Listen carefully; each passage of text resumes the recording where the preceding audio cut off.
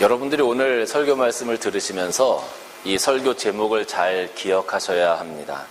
우리 같이 한번 설교 말씀을 같이 한번 읽어보도록 하겠습니다. 시작. 하나님의 위로를 전하는 자. 이 설교 제목을 잘 기억하시면서 설교를 들으시면 좋겠습니다.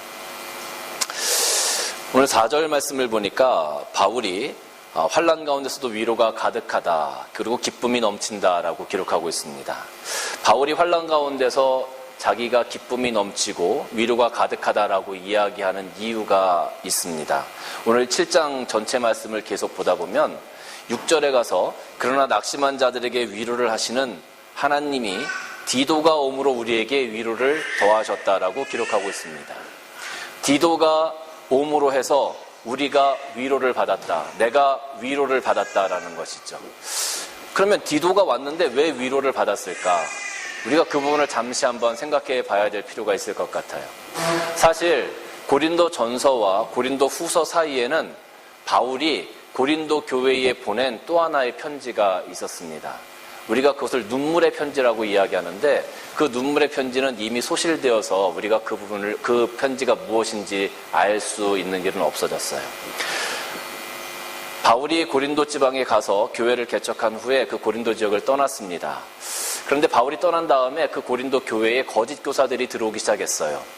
율법자들이 들어와서 그리스도인들이 믿고 있는 그 복음에 대해서 부정하기 시작했습니다. 그리고 바울이 과연 누구관데 이 복음을 전하느냐라고 바울을 공격하기 시작했습니다. 그랬더니 그 고린도 교회에 있던 성도들의 마음이 조금씩 바울을 향하여 닫혀져 가기 시작했고, 바울이 전했던 복음을 떠나게 되었던 그런 모습들이 있었습니다. 그래서 바울이 고린도 교회에 계속 편지를 보내는 거예요. 고린도 전서를 첫 번째, 두 번째 편지를 디모데에게 편지를 줘서 고린도 지역에 전하게 했습니다.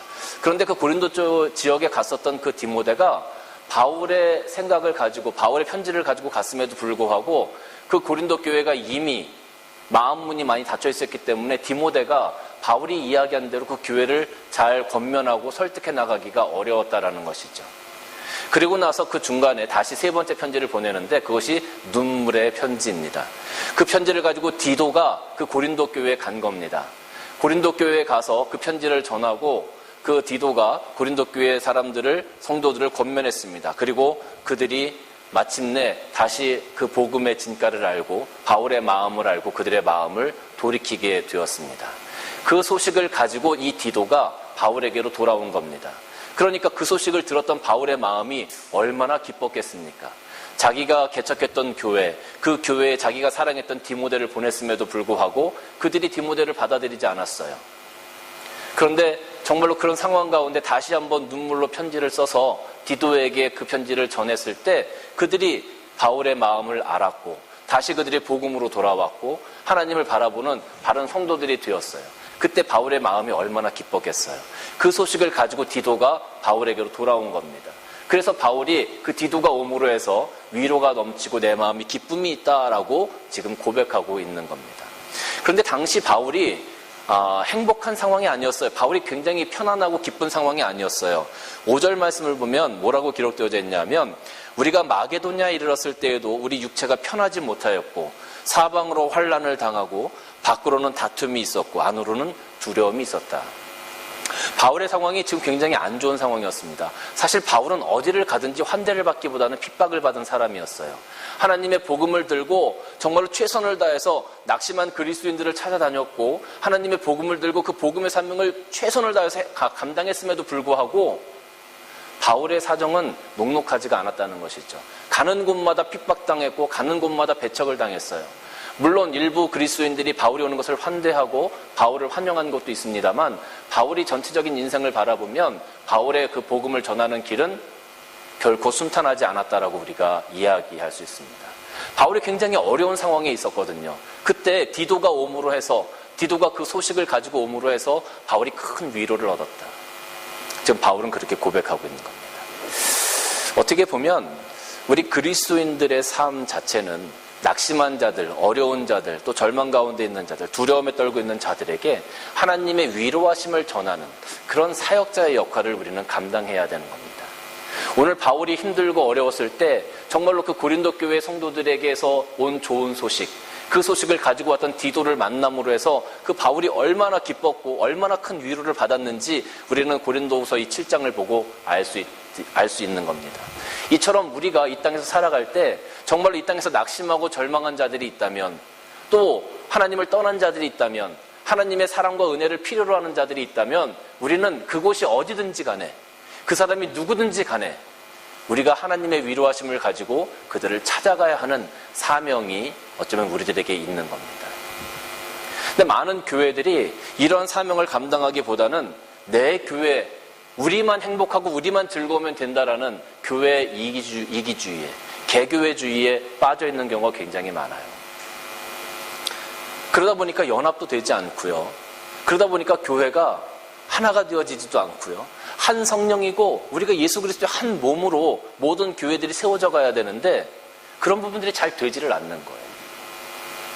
우리가 정말로 하나님의 이 위로하심, 하나님의 은혜를 전하는 이 사명, 세상의 어두운 곳에 빛과 소금이 되어지는 그 사명, 낙심한 자들을 일으켜 세워주는 그 사명, 그 사명을 가지고 그 사명감에 불타는 교회, 그 사명감에 불타는 성도들이라고 한다면 그 사람이 어느 교회를 다니든 그것이 과연 무슨 소용이 있겠습니까? 그리스도 안에서 우리가 다 형제 자매인데 우리가 하나님의 나라를 위해서 다 연합해서 함께 그 방향을 향해서 그것을 위해서 나아갈 수 있지 않겠습니까? 근데 지금 그게 안 되는 거예요. 그게 참 안타까운 현실이죠. 그래서 오늘 우리 산위의 등불교회 성도님들만큼은 어디를 가시든지 간에 어느 교회를 다닌다, 이게 왜 중요합니까? 우리가 그리스도 안에서 한 형제 자매라고 한다면 그분이 어떤 분이든지 간에 어느 교회 다니든지 간에 그분들에게 하나님의 위로가 필요하다면 가서 전하시고 위로하시고 그들이 세워져서 그들이 섬기는 교회에서 더 열심히 큰 일꾼이 될 수 있게끔 세워주는 그런 역할을 우리가 감당해야 된다는 것이죠. 그래서 사실 우리 교회에서는 이번 주는 헌금을 하지 않습니다. 제가 여러분들에게 누누이 말씀드린 것처럼 이번 한 주간은 이웃과 함께하는 주간입니다. 여러분들이 헌금하신 그 헌금을 가지고 여러분 이웃들을 찾아가세요. 여러분 하나님의 위로가 필요하신 분이 계시다면, 낙심하고 절망하신 분이 계시다면, 조금이라도 정말로 손을 잡아줄 필요가 있는 분이 계시다면 그분들을 좀 찾아가세요. 그분들이 어느 교회에 다니시든지 그분들이 어느 곳에 있든지 여러분들과 사이가 조금 좋지 않는 분이라 할지라도 여러분 그리스도의 사랑을 가지고 좀 찾아가셨으면 좋겠어요. 그래서 식사라도 좀 대접하시고 시간이 안 되면 차라도 한 잔 대접하시고 정말로 하나님의 위로를 그분들에게 좀 전하셔서 그분들이 힘을 얻고 그분들이 하나님의 위로하심으로 말미암아 힘을 얻고 세워져서 정말로 이 땅에서 하나님의 자녀로 우리와 한 가지로 이렇게 좀 행복하고 기쁘고 즐거운 삶을 바울이 받았던 이 위로함을 그들도 좀 받아서 세워져서 힘있게 좀 살아갈 수 있도록 우리가 그런 역할을 좀 했으면 좋겠습니다. 여러분 만나셔서 그분들 만나셔서 우리 산위의 등불교회에 오세요, 이러려고 우리가 만나는 거 아니에요. 제가 여러분들에게 원하는 건 그게 아닙니다. 그분들 만나셔서 여러분들은 하나님의 사랑을 맛본 사람들이잖아요. 지금 여러분들은 하나님의 위로하심, 하나님의 은혜가 있는 사람들이잖아요. 여러분들이 받은 그 하나님의 사랑과 은혜를 좀 그분들에게 나누어 드리라는 거예요. 좀 전해주시라는 거예요. 여러분들이 하나님의 메신저가 좀 되라는 거예요.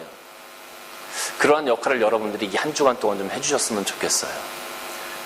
여러분들 주위에 정말로 절망스럽고 낙심하고 상처받고 교회를 떠난 사람들, 또 하나님을 찾고 싶은데 어떻게 찾아가야 될지 모르는 사람들, 그런 분들이 계시다면 이번 주간 여러분들 기도하시면서 꼭 여러분 그분들 만나보세요. 그리고 하나님의 위로하심을 전해주시기를 주님의 이름으로 간절히 축원합니다. 우리가 그런 위로함을 전할 때에 특별히 기억해야 될 것이 한 4가지 정도가 있습니다. 오늘 짧게 여러분들에게 잠시 말씀을 드리려고 하는데요. 첫째는 뭐냐 하면 우리가 그 만남을 했을 때, 우리가 위로함을 전할 때 그 사람을 이해하려고 하기보다는 공감하려고 여러분 노력하셔야 합니다. 사실 어떻게 보면 이해하는 것도 굉장히 중요해요. 그 사람의 어떤 상황을 파악하고 이해하는 것도 중요한데 더 중요한 것은 공감하는 거라는 거예요. 이해는 어떻게 보면 이성적인 영역이고 합리적인 영역이고 논리적인 영역이라고 할 수 있어요. 그런데 이 공감이라고 하는 것은 우리들의 감정적인 영역이라고 우리가 생각할 수 있습니다. 이해라고 하는 것이 만약에 수학이라는 과목에, 산수라는 과목에 적합하다면 이 공감이라고 하는 것은 어떻게 보면 음악이라는 뮤직에 더 가까운 것 같아요. 수학은 답이 딱 나와요. 1 더하기 1은 2. 누구도 부정할 수 없어요. 답이 딱 나오는 과목이죠. 그럼 아니면 틀린 겁니다. 근데 음악은 듣는 사람에 따라서 느낌이 다 다를 수 있어요. 감정이 다 다를 수 있고 감동이 다 다를 수 있어요. 그래서 우리가 공감을 한다는 것은 그 사람을 우리가 단순히 머리로 이해하는 것이 아니라 내 마음으로 다가가는 것. 내 마음으로 그들을 품어주는 것이 바로 공감이다라고 여러분들에게 말씀드리고 싶은 겁니다. 만약에 이해하는 것으로 따지면은요, 아마 AI, 인공지능이 최고일 거예요.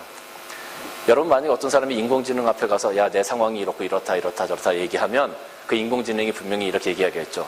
비리비리비리, 당신의 신체 지수는 30%가 떨어졌고, 당신의 상황을 들어보니 당신이 충분히 마음적으로 상처받았을 것을 제가 이해합니다. 충분히 이해합니다. 삐리비리비리. 이렇게 얘기하지 않겠어요? 이게 위로가 되겠습니까? 아마 위로가 안 될 거예요. 그 분석하고 그 컴퓨터가, 그 인공지능이 얘기한 것은 분명히 다 맞을 거예요. 다 맞는 답일 거예요. 그런데 위로가 안 된다는 거죠. 위로가. 오히려 그 사람이 울고 싶을 때 그 사람 옆에서 손을 잡아주고, 아, 그래. 얼마나 힘들겠어. 아마 나 같았으면 이렇게 버티지도 못했을 거야. 그러면서 오히려 그 사람 손을 잡아주고, 그 사람 옆에 있어주고, 그 사람 말을 들어주고, 그러한 것이 오히려 큰 위로가 되지 않겠느냐는 거죠. 이것이 공감입니다. 공감. 그러니까 여러분들이 위로하실 때에, 다른 분들을 찾아가셔서 그분들을 만나실 때에 그분의 상태나 그분의 상황이나 그런 부분들을 충분히 여러분들이 공감할 수 있도록, 내 마음으로 그분을 충분히 받아들일 수 있도록, 그 아픔이 내 마음 가운데 전해져야만 위로가 또한 전해질 수 있는 겁니다. 제가 예전에 호주 오기 전에, 저도 목회를 한 지가 교육전도사 시절부터 따지면 한 25년이 됩니다. 한국에서 부교육자 사역을 하면서 계속 설교를 했지요. 제가 설교를 많이 했습니다. 근데 설교를 할 때, 그때 설교를 했는데, 그때 설교를 하는 것과 제가 지금 설교를 하는 것과는 제 스스로 생각할 때 굉장히 큰 차이가 있어요. 그때는 하나님 말씀을 가지고 있는 그대로 설교를 했습니다. 그래, 이건 성경에 있는 말이니까 내가 이렇게 설교해야지. 그렇게 설교를 했어요.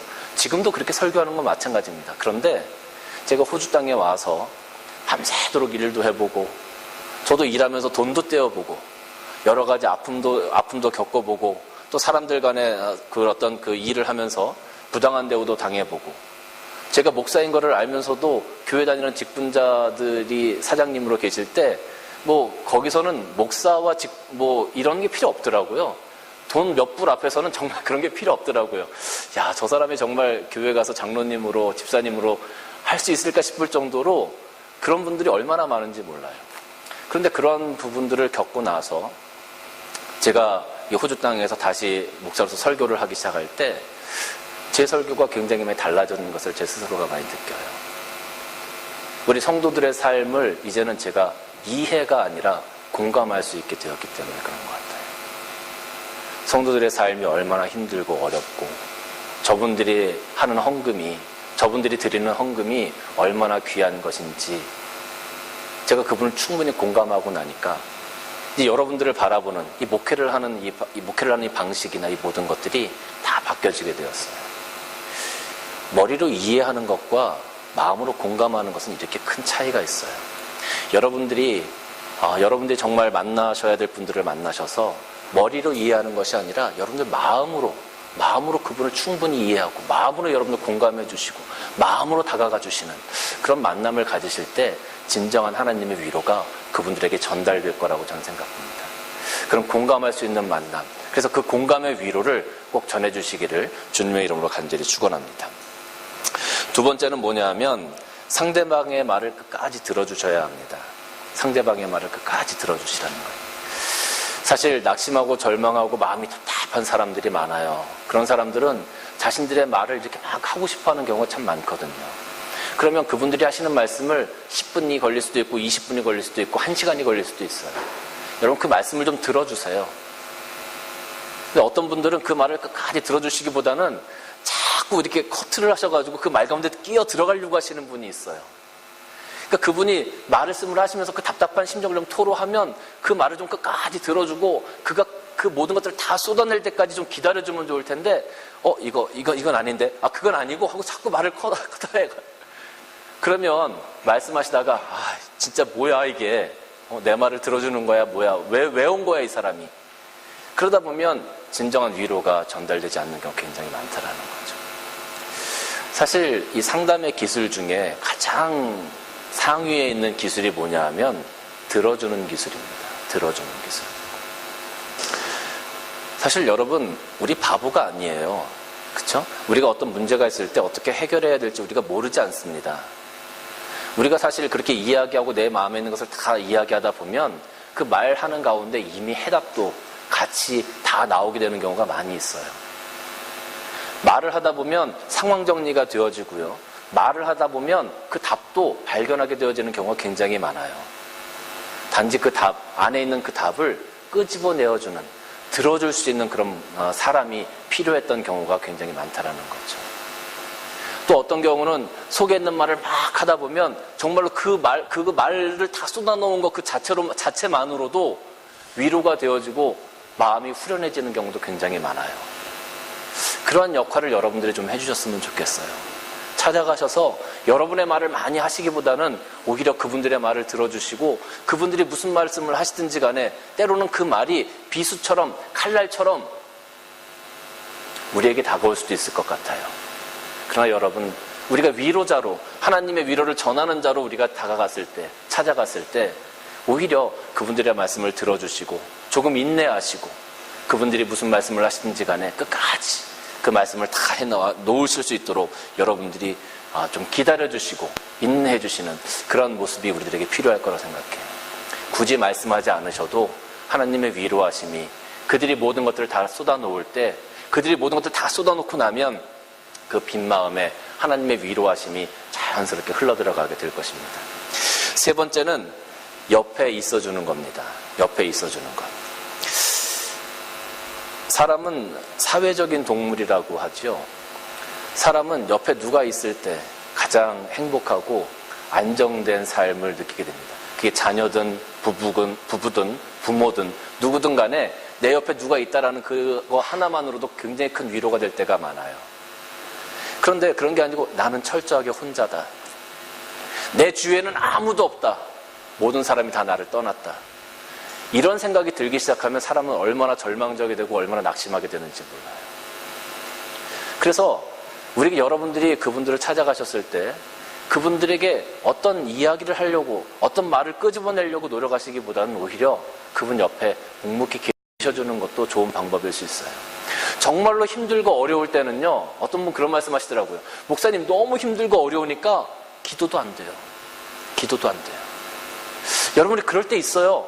너무 힘들고 어려워서 기도도 안 될 때가 있어. 말씀 보고 싶은데 이게 막 눈에 안 들어와. 내가 너무 힘들고 어려우니까. 그렇게 될 때도 있어요.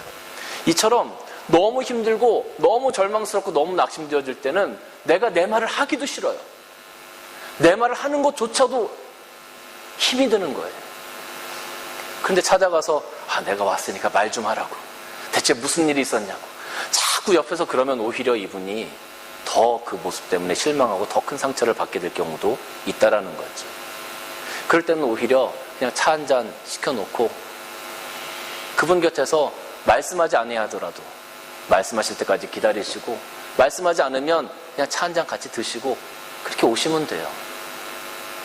손 한번 잡아주시고 그렇게 오셔도 괜찮아요. 정말로 그분들에게 필요한 것이 무엇인지 어떠한 모습인지 우리가 잘 생각하고 접근을 해야 됩니다.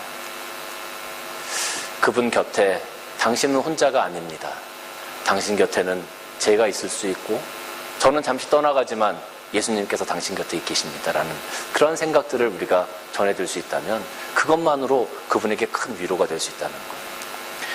예수님이 제자들을 보내실 때 항상 둘씩 짝을 지어서 보내셨어요. 절대로 혼자 안 보내셨거든요. 짝을 지어서 보내셨다는 거죠. 그분이 혼자다, 나는 혼자다라는 생각을 할 때 그분은 더 절망스럽게 되어지고 그 사람은 더 낙심되게 되는 거예요. 그럴 때 옆에 있어줄 한 사람. 무슨 말을 해서가 아니라 그냥 옆에 있어줄 한 사람이 필요한 거예요. 그럴 때 여러분들이 그 옆에 가서 좀 있어주세요. 여러분, 어떤 여인이 밤길을 걸어갑니다.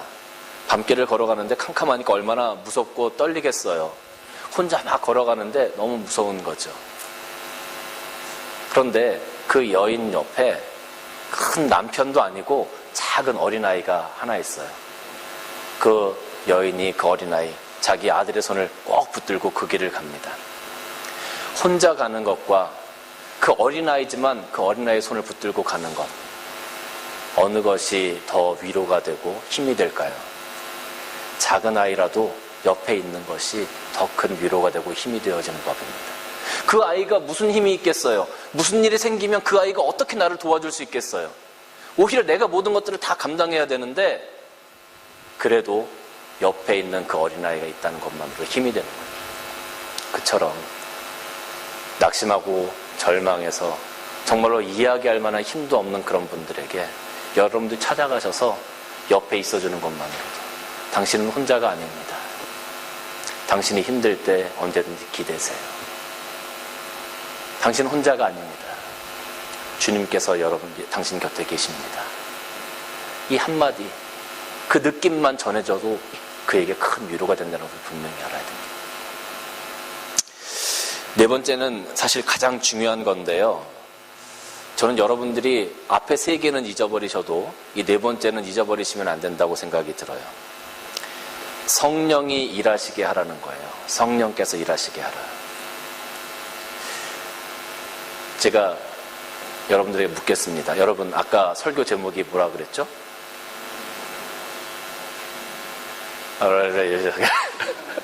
하나님의 위로를 전하는 자. 그죠? 하나님의 위로자가 아니고 하나님의 위로를 전하는 자. 제가 하나님의 위로자가 아니라 하나님의 위로를 전하는 자라고 설교 제목을 잡은 이유가 있어요. 그게 지금 이건데요. 우리가 하나님의 위로를 가지고 가서 그 위로를 전해주는 거예요. 우리는 하나님의 도구가 되어지는 거죠. 하나님이 사용하시는 도구로 하나님의 위로를, 그 위로가 필요한 곳에 전하는 거예요. 그러면 우리들의 사명은 끝나는 겁니다. 그런데 대부분의 분들이 어떤 실수를 하시냐면 내가 위로자가 되려고 그래요. 내가 그 사람을 만나서 뭔가 위로를 하려고 그래. 내 말로, 내 생각으로, 내 삶의 지식으로, 내가 살아온 경험으로 자꾸 그 사람을 위로하려고 해요. 이것은 굉장히 큰 오산입니다. 물론 내가 위로를 함으로 해서 그 사람의 위로를 받을 수도 있겠죠. 그런데 가장 좋은 건 뭐냐면 성령께서 나를 사용하실 수 있도록 나를 내어드리는 거예요. 내가 위로자가 아니고 나는 하나님께서 사용하시는 도구로 하나님께 나를 드리는 것. 그래서 성령께서 나를 통해서 말씀하게 하시는 것이 사실 가장 큰 위로가 된다는 거죠. 근데 사람들은 자꾸 내가 위로자가 되려고 그래요. 내가 갔으니까 내가 뭔가 하려고 그래요. 여러분, 뭔가 하려고 하지 마세요. 오히려 여러분이 만나야 될 대상자들을 만나셨을 때, 그분들과 만남을 가질 때 여러분들은 그분들을 위해서 끝까지 기도하시는 마음으로 있어야 돼요. 그분들을 만나기 전에 기도하시고 그분들을 만났을 때도 기도하시고, 하나님, 내가 무슨 말을 해야 되겠습니까? 성령께서 나를 통해서 무슨 말씀을 하시기를 원하십니까? 하나님, 저에게 답을 주세요. 제가 할 말을 제게 가르쳐 주세요. 우리는 그렇게 접근을 해나가야 된다는 거죠. 이게 굉장히 중요한 겁니다. 많은 사람들이 위로자의 역할을 하려고 하기 때문에 실수를 하게 되고 하나님의 위로하심이 제대로 전달되지 않는 경우가 굉장히 많아요. 우리는 위로자의 역할을 전하는 거예요. 전하는 통로가 돼요.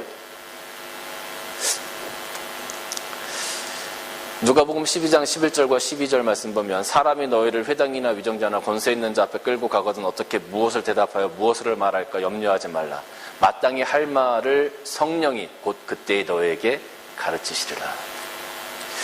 여러분, 우리가 대상자들을 만나러 가셨을 때 계속 기도하는 마음으로 주님, 하나님, 제가 무슨 말을 전해야 되겠습니까? 제가 어떠한 말을 전해야 되겠습니까? 계속 기도하는 마음으로 그 대상자를 바라보고 성령께서 주시는 그 세밀한 음성을 잘 들을 수 있는 그런 준비를 하고 그 대상자들을 만났을 때 진정한 위로가 우리를 통해서 그분들에게 전달되어질 수가 있는 겁니다. 우리가 교회에서도 사실은요, 가장 많이 하는 실수 중에 하나가 바로 이런 부분이에요. 교회에서 기도를 많이 하시고 신앙생활을 오래 하셨던 분들, 이런 분들이 가장 하기 쉬운 실수가 뭐냐면 바로 이런 부분이라는 거죠. 우리는 하나님의 도구예요. 우리는 하나님의 도구로 내가 헌신을 하든 내가 하나님의 말씀을 전하든 무엇을 하든 우리는 하나님의 도구라는 거죠. 제가 하나님의 말씀을 전하고 있지 않습니까? 저는 하나님의 도구로 지금 사용되고 있는 거예요. 제가 하나님이 아니에요.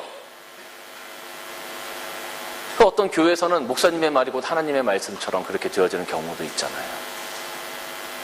큰 오류죠. 교회 내에서는 있어서는 안 되는 어떤 영적인 교만, 그런 모습이 바로 그런 모습인 거예요. 내가 기도를 많이 하고 내가 하나님으로부터 어떤 메시지를 받았어요. 그럼 그 메시지를 잘 전해주고 그 메시지를 그분이 받든 안 받든 그분을 위해서 기도하는 거예요. 받아서 그분이 변화되어지면 너무 행복한 거고 너무 감사한 거고, 만약에 그분이 받질 않아 그러면 그분을 위해서 우리는 눈물로 기도해야 되는 거예요. 그게 전달자의 역할이에요. 근데 내가 그 말을 전했어. 근데 안 받아. 기분이 나빠. 우리도 감정이 있으면 기분이 나빠. 그러니까 막 정죄하고 판단하고 시작해요.